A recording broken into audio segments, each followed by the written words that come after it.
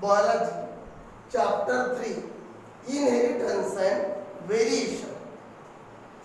Inheritance means the transmission of character from one generation to the next generation. Generation म्हणजे पिढी. एका पिढीमधनं दुसऱ्या पिढीमध्ये जे कॅरेक्टर जाते ती जी प्रोसेस आहे त्याला म्हटलं इनहेरिटन्स.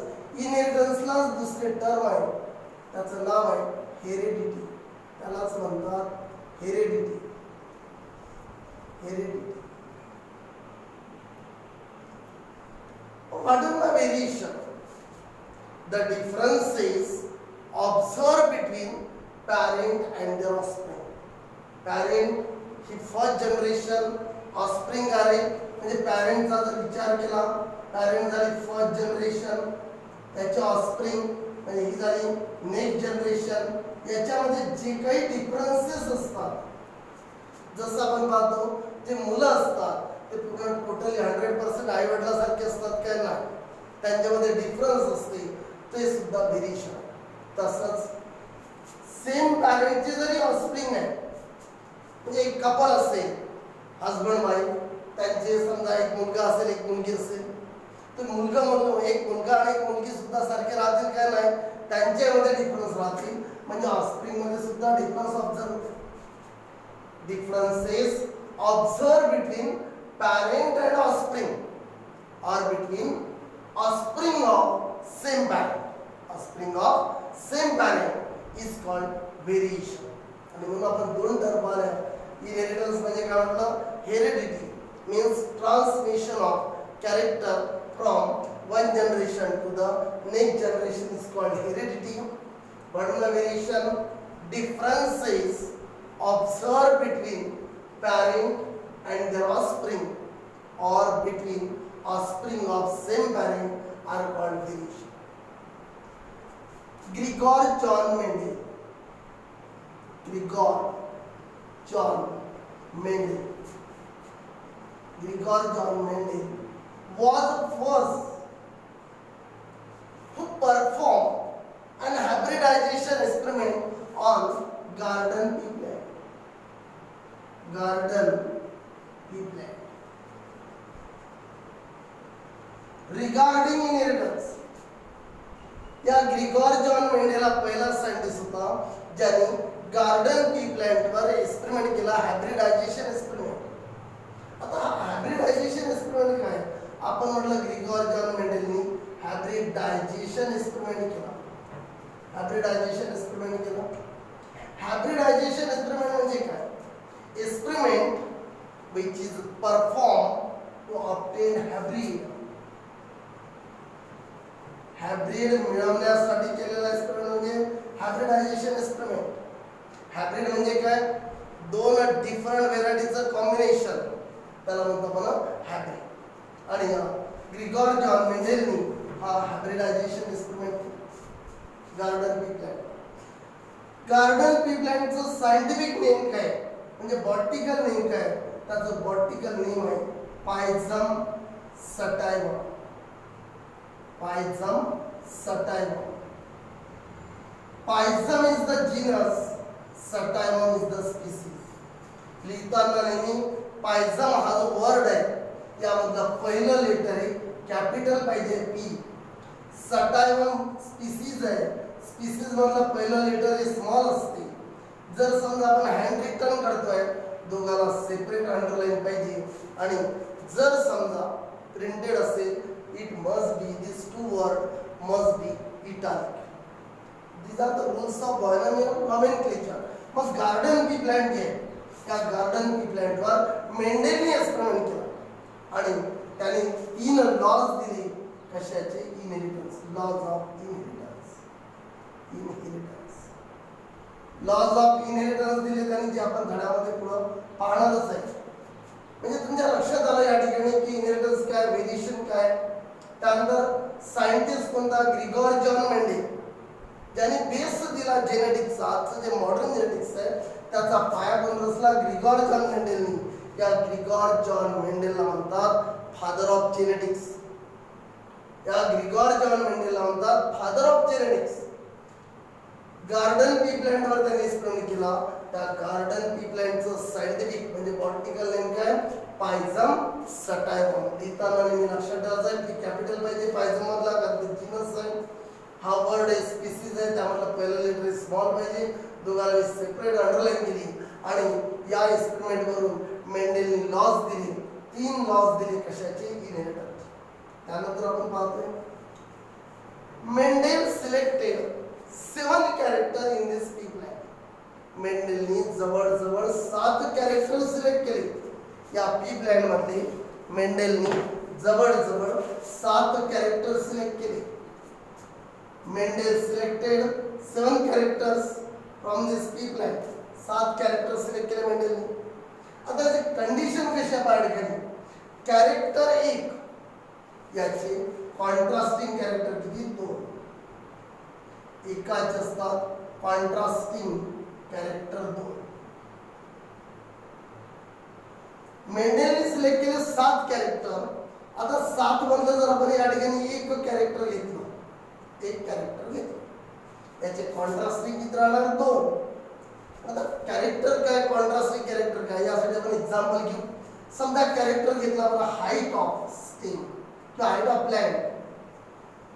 हाईट ऑफ प्लांट हे झालं कॅरेक्टर की प्लांटची हाईट किती आहे. Height of plant. आता या ठिकाणी 2 कॉन्ट्रास्टिंग म्हणजे का अल्टरनेटिव्ह कॅरेक्टर आहे 2. एक तर ते प्लांटची हाईट कशी असेल? टॉल असेल किंवा डॉर्फ असेल. Tall or dwarf. Height of plant काय झालं? कॅरेक्टर. त्याचे 2 contrasting character, it may be either tall or dwarf. दुसरं एक एक्झाम्पल देतो तुम्हाला या ठिकाणी. Shape of the seed. त्याने सीडचा शेप पहा. Shape of seed. Shape of seed हे झालं एक कॅरेक्टर. याचे 2 कॉन्ट्रास्टिंग कॅरेक्टर होते.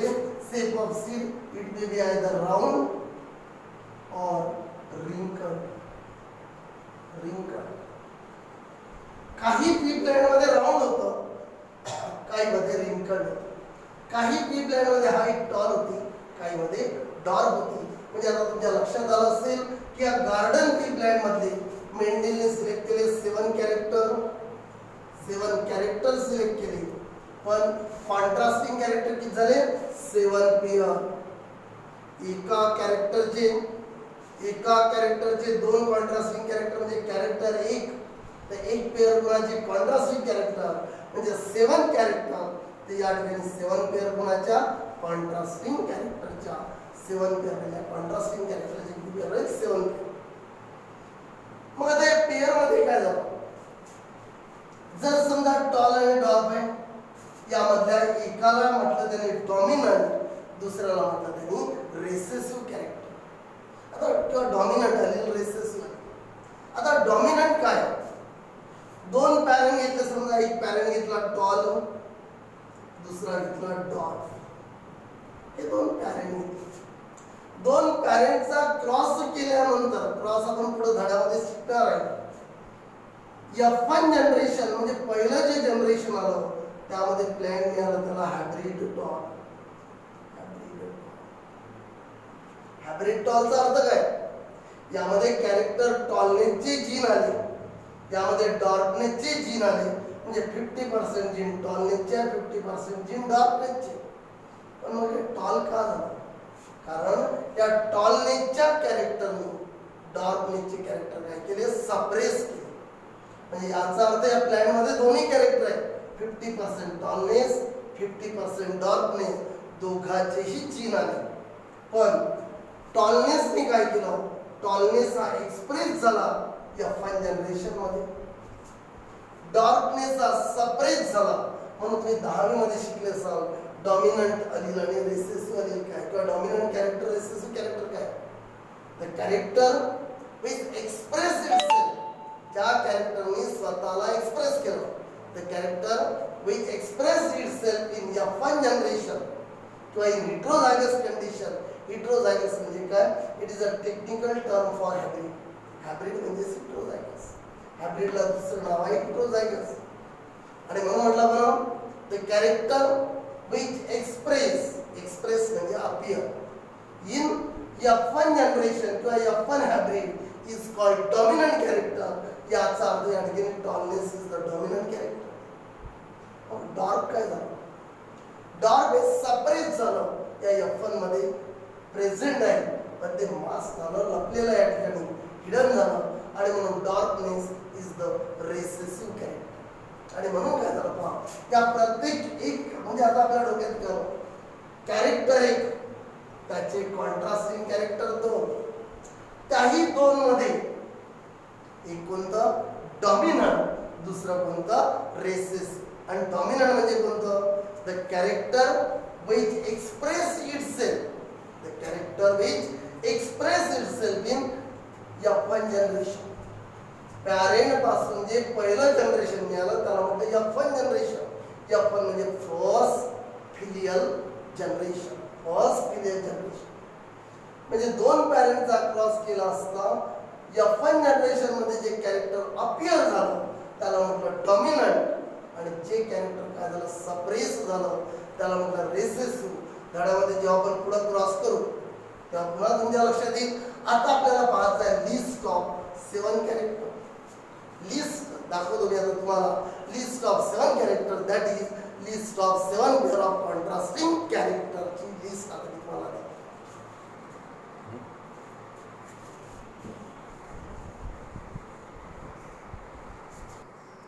आपण आधीच सांगितलं मेंडेल सिलेक्टेड 7 कॅरेक्टर, पण मी आधीच तुम्हाला सांगून ठेवलं आहे कॅरेक्टर एक, तर त्याचे कॉन्ट्रास्टिंग कॅरेक्टर किती? 2. एक कॅरेक्टर कॉन्ट्रास्टिंग त्याचे 2 म्हणजे 2 अल्टरनेटिव्ह फॉर्म आहे, आणि त्यापैकी एकाला म्हटलं आपण डॉमिनंट, दुसऱ्याला म्हटलं रेसेसिव्ह. डॉमिनंटचं मी आधीच सांगितलं तुम्हाला, 2 पॅरेंटचा क्रॉस केला असता ज्या पॅरेंटचं कॅरेक्टर अपीअर झालं ते काय होतं डॉमिनंट, आणि जे कॅरेक्टर सपरेट झालं ते काय होतं रेसेसिव्ह. मग पहिलं विचार करू. पहिलं त्यांनी कॅरेक्टर घेतला पी प्लॅन मधल्या सीडचा सेट. तर कसं होतं, काही सीड मध्ये सेट कसा होता, तो होता असा राऊंडेड होता. काही सीडचा सेट राऊंडेड होता पूर्ण. काही मध्ये रिंकड म्हणजे काय, त्या वर्षात सुरकुत्या पडलेल्या होत्या, सुरकुत्या पडलेल्या थोडंसं.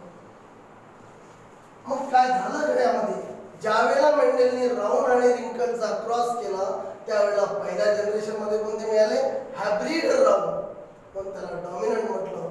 रिंकल सपरेट झाले म्हणून त्याला काय नाव दिलं? रेसेसिव्ह. म्हणजे सीड सेट म्हटला तर या ठिकाणी राऊंड आणि काय राहणार? रिंकल.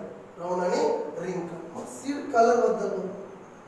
सीड कलर साठी त्यांनी कोणतं पाहिलं की काही प्लांटच्या सीड मध्ये कलर होता येलो, काही मध्ये होता ग्रीन. त्यांनी त्याचा क्रॉस केला. क्रॉस केल्यानंतर असं ऑब्झर्व झालं की येलो कलर जो आहे, सीडचा कलर म्हटल्यानंतर येलो कलर जो आहे, येलो कलर हा अपीअर झाला आणि ग्रीन कलर काय झाला? सपरेट झाला. म्हणून त्यांनी येलोला म्हटलं डॉमिनंट आणि ग्रीनला काय म्हटलं? रेसेसिव्ह. आता पॉडचा सेम इन्फ्लेटेड आणि कॉन्स्ट्रिक्टेड. पॉड म्हणजे काय? पॉड म्हणजे शेंगा. पॉड म्हणजे काय? शेंगा. त्या वाटाण्याच्या, पी म्हणजे वाटाणा, ज्याच्या शेंगा ज्या होत्या त्याच्या सेपवरचं कॅरेक्टर इथलं. काही मध्ये इन्फ्लेटेड होते म्हणजे फुगलेल्या शेंगा होत्या, काहीच्या कॉन्स्ट्रिक्टेड म्हणजे दबलेल्या, त्यामध्ये छोटे छोटे दाणे होते आणि त्याच्या दबल्या होत्या. त्या कॉन्स्ट्रिक्टेड ज्याच्या फुगलेल्या होत्या त्या झाल्या इन्फ्लेटेड. आणि म्हणून आपण पॉड सेप घेतला इन्फ्लेटेड आणि कॉन्स्ट्रिक्टेड. त्यामध्ये इन्फ्लेटेड डॉमिनंट ऑब्झर्व झालं आणि कॉन्स्ट्रिक्टेड हे रेसेसिव्ह. त्यानंतर पॉड कलर. पॉड कलर मध्ये काय झालं? ग्रीन आणि येलो. आता इथं कन्फ्युजन होऊ शकते की वर येलो आणि ग्रीन, येलो हा डॉमिनंट, ग्रीन हा काय घेतला? रेसेसिव्ह. तर ग्रीन काय घेतला? डॉमिनंट, आणि येलो काय घेतला? रेसेसिव्ह. पण गोष्ट काय की सीड कलर जर असेल, सीड कलरच्या वेळेला येलो आणि ग्रीनचा क्रॉस केला त्यावेळेला येलो काय झाला? अपीअर, आणि म्हणून त्याला म्हटलं डॉमिनंट. ग्रीन काय झाला? सपरेट, म्हणून त्याला म्हटलं रेसेसिव्ह. पण ते ज्या वेळेला पॉड कलरचा क्रॉस केला, पॉड कलर साठी ग्रीन आणि येलोचा, त्यावेळेला ग्रीन हा अपीअर झाला कलर. म्हणून या ठिकाणी पॉड कलर साठी green is a dominant and yellow is a recessive. But for seed colour yellow is dominant and green is recessive. त्यानंतर आता फ्लावर कलर. पी प्लांटला जे फ्लावर आले होते त्यामध्ये काही पर्पल काही व्हाईट होते, काही प्लांटला पर्पल काहीला व्हाईट. पर्पल आणि व्हाईटचा फ्लावर कलर साठी जेव्हा क्रॉस केला त्यावेळेला पर्पल हा डॉमिनंट ऑब्झर्व झाला आणि व्हाईट काय झाला रिसेसिव्ह झाला. त्यानंतर फ्लावर लोकेशन, लोकेशन म्हणजे पोझिशन, फ्लावरची पोझिशन कुठं तर ऍक्सियल आणि टर्मिनल. मग आता महत्वाचा प्रॉब्लेम येते की ऍक्सियल काय. ऍक्सियल मीन्स ऍक्सिसला, म्हणजे हे झाले समजा प्लांटचे स्टेम, स्टेमचा हा झाला ऍक्सिस, त्या ऍक्सिसला इथे फ्लावर आला, इथे फ्लावर आला, इथे फ्लावर आला, इथे फ्लावर झाले, हे झालं ऍक्सियल फ्लावर. शेंड्यावर जर आले असते वर त्याला म्हटलं असतं टर्मिनल, शेंड्यावर मिळालं म्हणून याला म्हटलं ऍक्सियल. आणि टर्मिनल म्हणजे काय, ही जी स्टेम आहे याच्या शेंड्यावर फ्लावर आलं, शेंड्यावर जर आलं ते झालं टर्मिनल. पण ऍक्सियल आणि टर्मिनल घेतले, दोघांचा क्रॉस केला, ऍक्सियल अपीयर झालं, ऍक्सियलला म्हटलं डॉमिनंट आणि टर्मिनलला काय म्हटलं रिसेसिव्ह. त्यानंतर प्लॅन्टची हाईट म्हणजे स्टेम लेंथ. प्लॅन्ट हाईट म्हणजे काय स्टेम लेंथ. काही मध्ये स्टेम लेंथ टॉल होती म्हणजे प्लॅन्टची हाईट टॉल होती, काही मध्ये शॉर्ट, ज्याला आपण म्हणतो डॉट, टॉल आणि शॉर्ट. आता टॉल जे आहे, टॉल आणि शॉर्टचा म्हणजे डॉटचा जेव्हा क्रॉस केला टॉलनेस अपीयर झालं त्याला म्हटलं डॉमिनंट कॅरेक्टर, शॉर्टनेस सेपरेट झालं त्याला म्हटलं रिसेसिव्ह कॅरेक्टर. तुम्ही 10वी मध्ये हे शिकले असालच. आता म्हणजे आपण काय काय शिकलो महत्वाचं, चॅप्टरचं नाव सांगितलं इनहेरिटन्स आणि